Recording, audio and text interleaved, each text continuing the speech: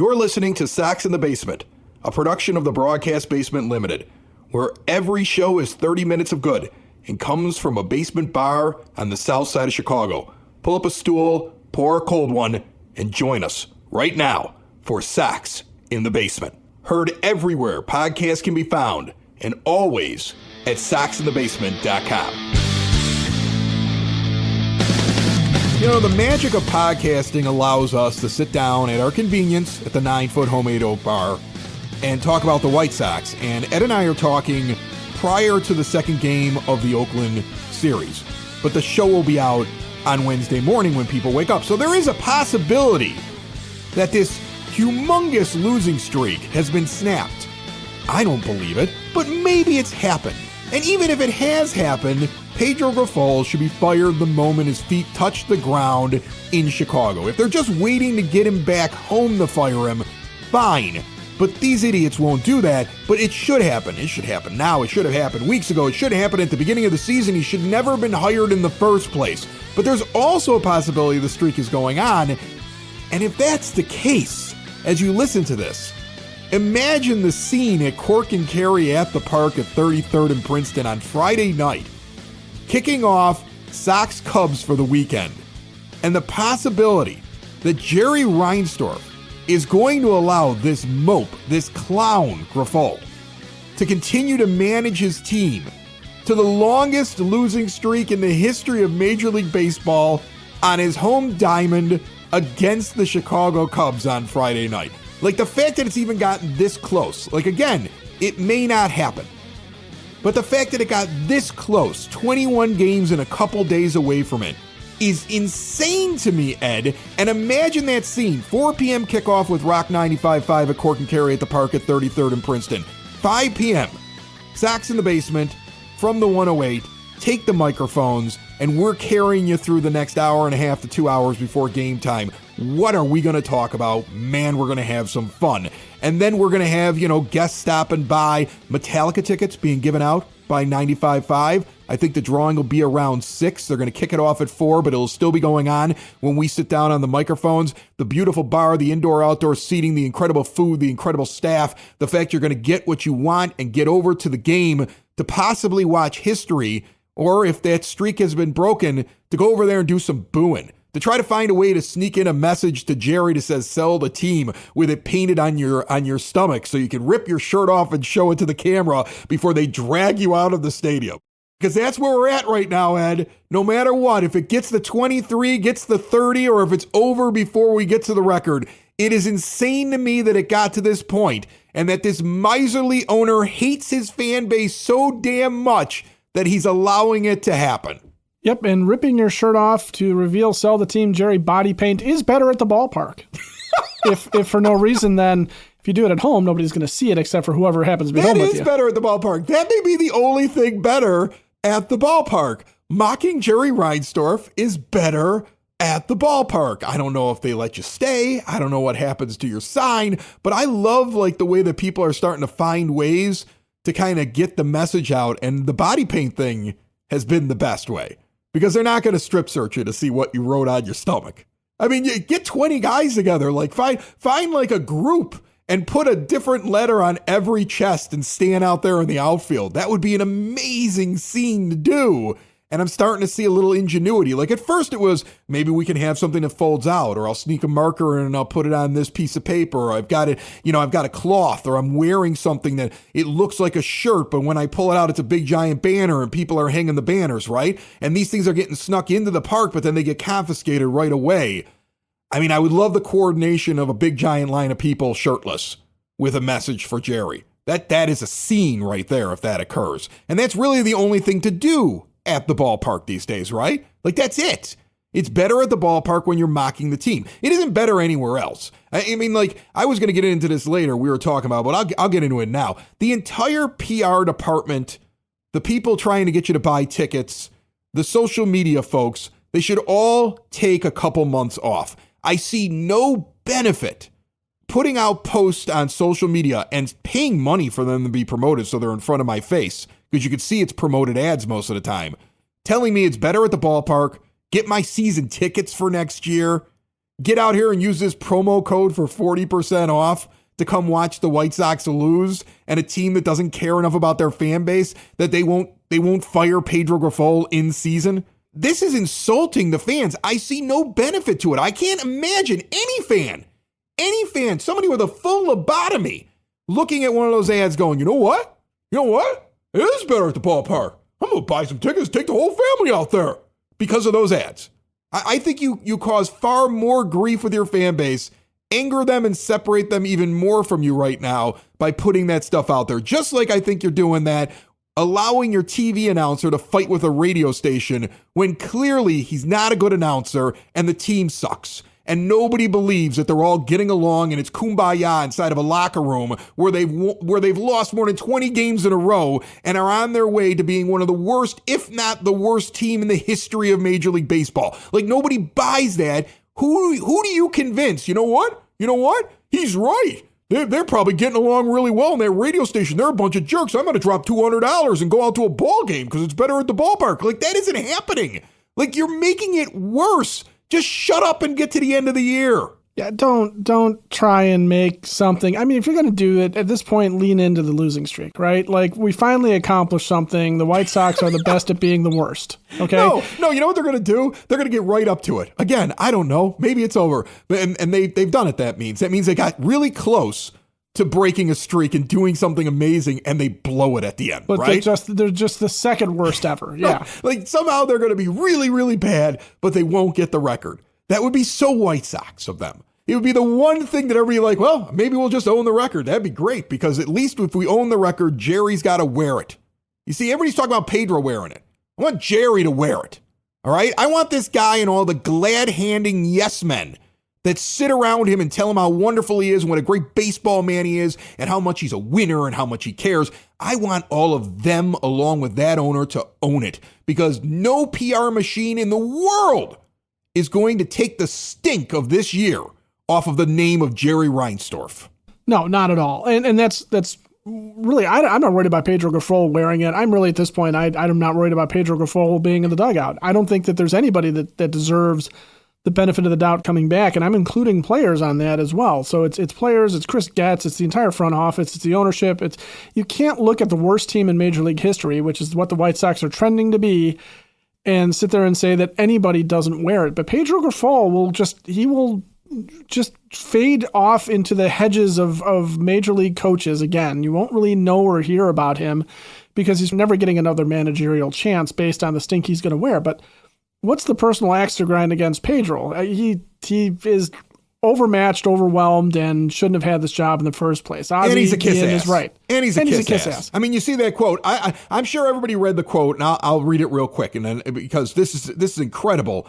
But in the Sun-Times, this is Grifol this week, August the 4th. Quote, "You know what? I've said this before, and I'm going to say it again." Grifol said, quote, "This gets taken out of context and somehow it gets turned around over and over again how people want to perceive it. Jerry's a winner, okay? He's an absolute winner. He's a competitor.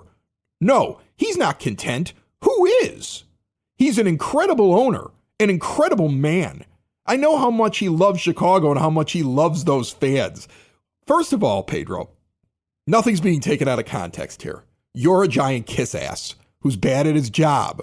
And clearly this is how you got to the point that you're at so far in your career, and you think it's going to keep working. But you know where you're going to end up?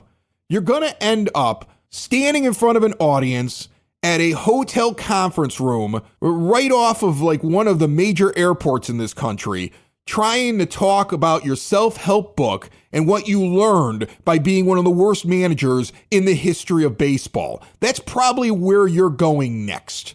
That is a man who is so desperate he'd sell his own family if he thought it would benefit him. That is the most incredible thing I've ever read in print as a baseball fan. I mean, and you've probably read the transcript of when Lee Elia went off on Cubs fans in 1981.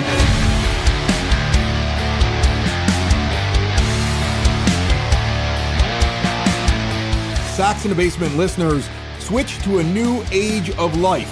Keep mom and dad, grandma and grandpa out of assisted living. Maybe you're getting older, you're trying to figure out how to get around the house. You're afraid that you might hurt yourself. You're living alone. It's all about getting around on your own, living independently. Stair lifts, ramps, grab bars, lift chairs, even bathroom remodeling, all at Hyatt Home Medical Equipment. They work with your insurance and have 0% financing for qualified individuals. And Hyatt also has the latest and greatest in CPAP machines. If you're unhappy with your vendor, switch now. Get supplies directly mailed to you. And if you're down on the south side, stop by the showroom. They have testing rooms and they'll show you all your options you probably don't even know about. They also have the latest in continuous glucose monitors and any medical equipment you can probably think of. See everything Hyatt Home Medical Equipment has to offer at hhme.com. But here's the problem with even trying to say this is taken out of context or anybody defending Jerry Reinsdorf as an owner at this point, okay?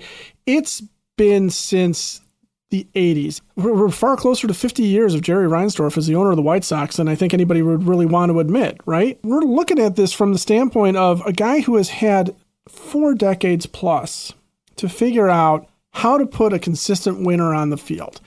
And he's done it with, general managers will come and go. Managers will come and go. Players obviously come and go. They age out of it. They retire. You're not going to have that kind of consistency anywhere over the course of 40 plus years other than in the owner's box. Okay. And Jerry is the one. If he is such a winner, if he is so committed to winning, then how come the White Sox have been in his tenure just so bad so many times? I mean, we can count.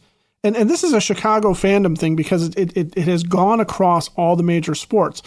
And it just so happens that Reinsdorf owns 2 of them. He owns the White Sox and the Bulls.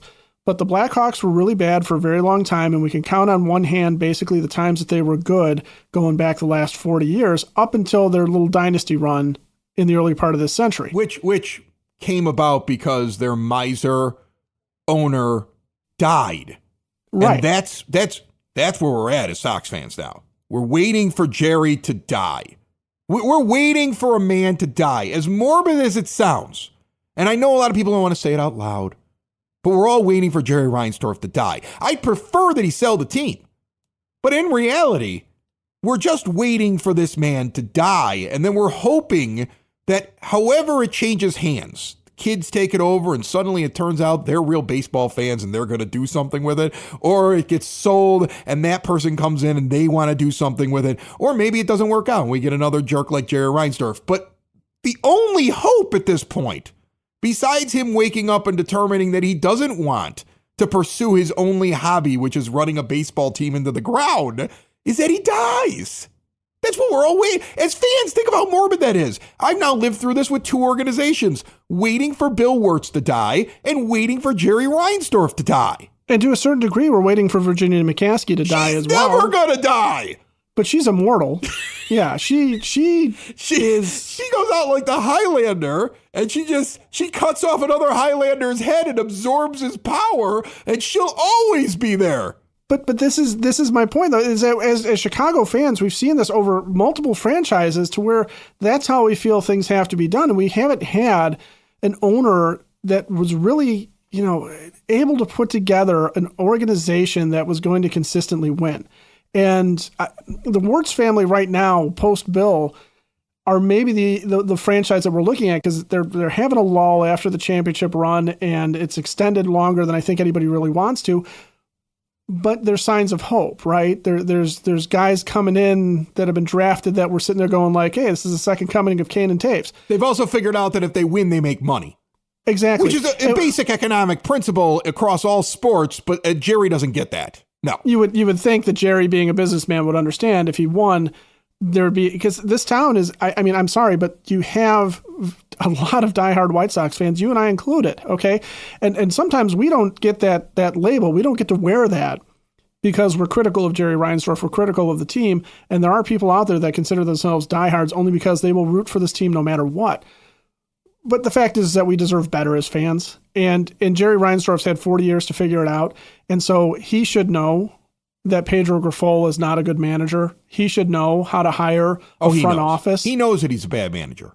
Yeah, That's the thing. Like that's the thing. He knows it's not that Jerry he just doesn't know. care. Like here, Right. if you believe that Jerry is somehow a senile old man who doesn't realize what he's doing right now, let me educate you on how this all works.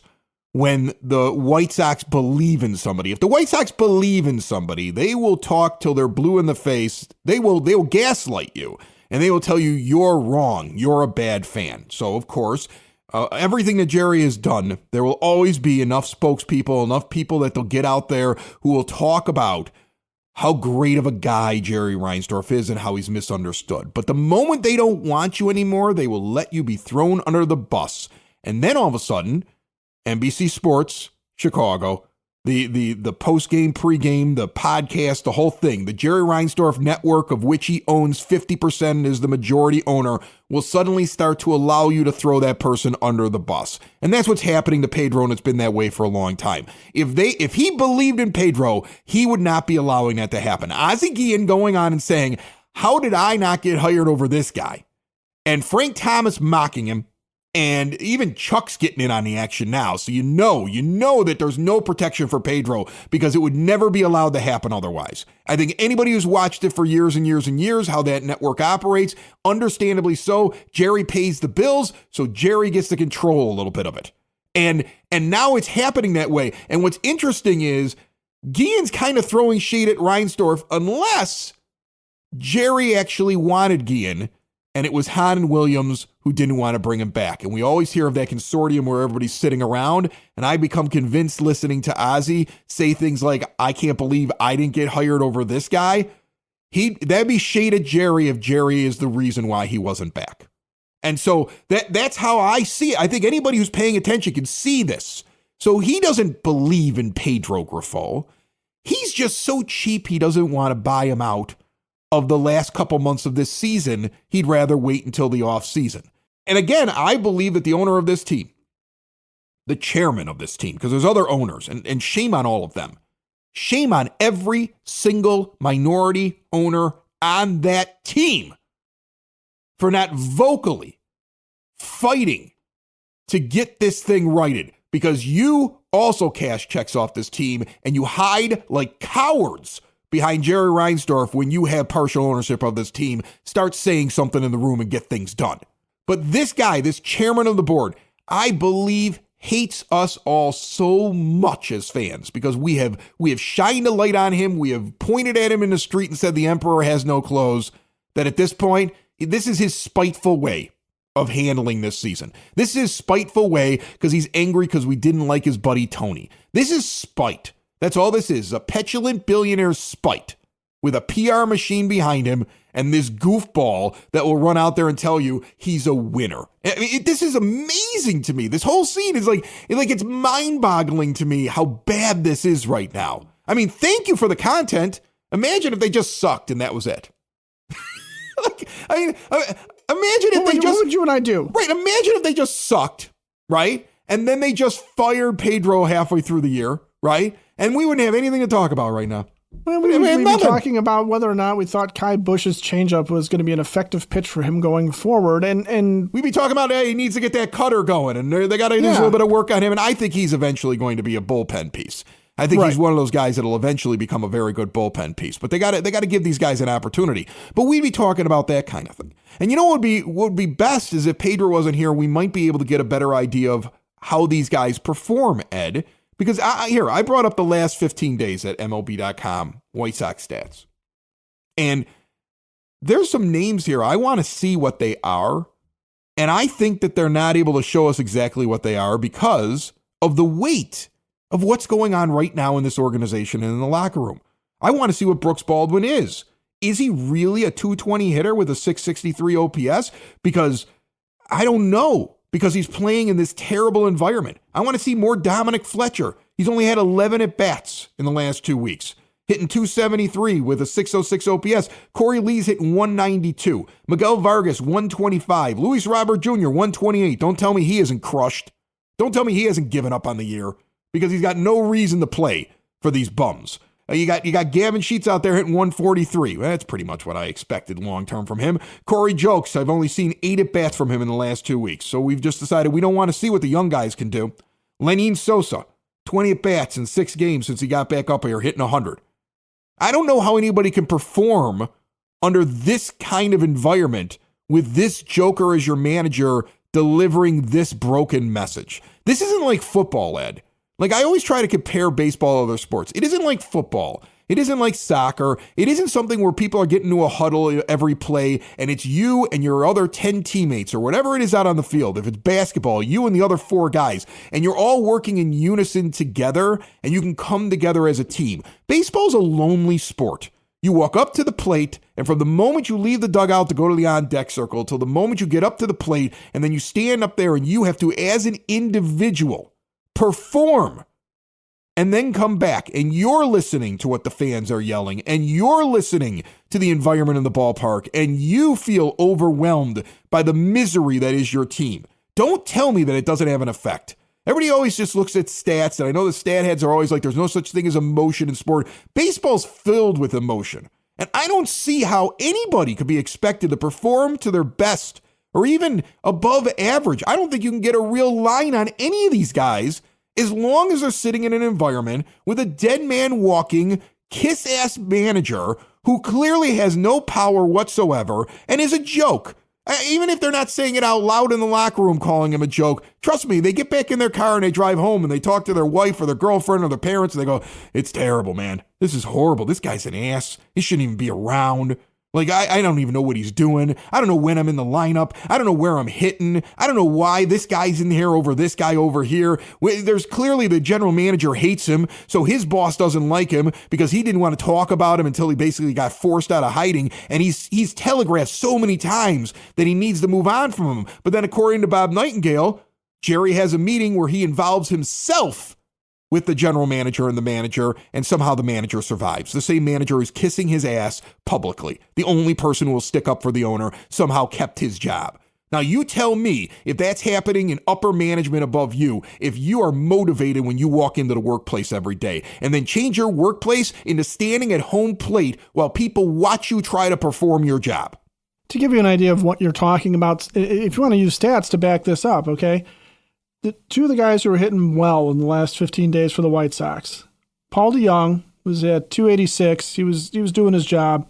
Eloy Jimenez, 261. He was kind of getting the job done, although, in sort of a flawed fashion because he hadn't hit a home run or anything like that. But these are guys that knew that they were on the trade block. They were trying to get out of Dodge. They were trying to get themselves into a better position. DeYoung is on a career renaissance path. Eloy is a guy that could be a free agent at the end of the year. These are guys that are playing for their baseball future.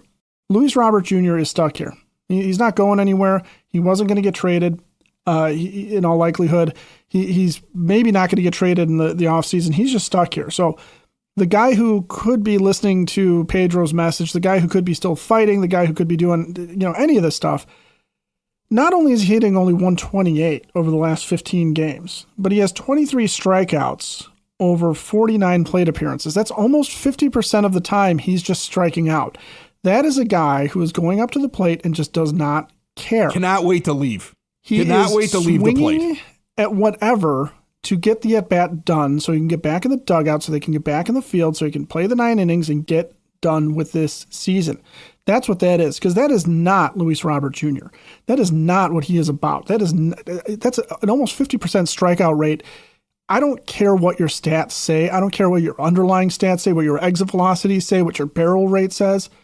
You can't tell me that is not a man who just does not give a crap about his job right now. He is phoning it in, okay?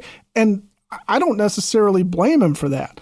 But I guarantee you that if he felt better about where this team was headed, if there was a manager that was in place that was maybe a guy that they could play for next year, that the players were responding to, a guy that had a message, a guy that wasn't just sitting there saying, hey, the owner is a great man, and I hope we all bow down to him and build a statue to him, and he really deserves to get $2 billion to build a new stadium with his name on it.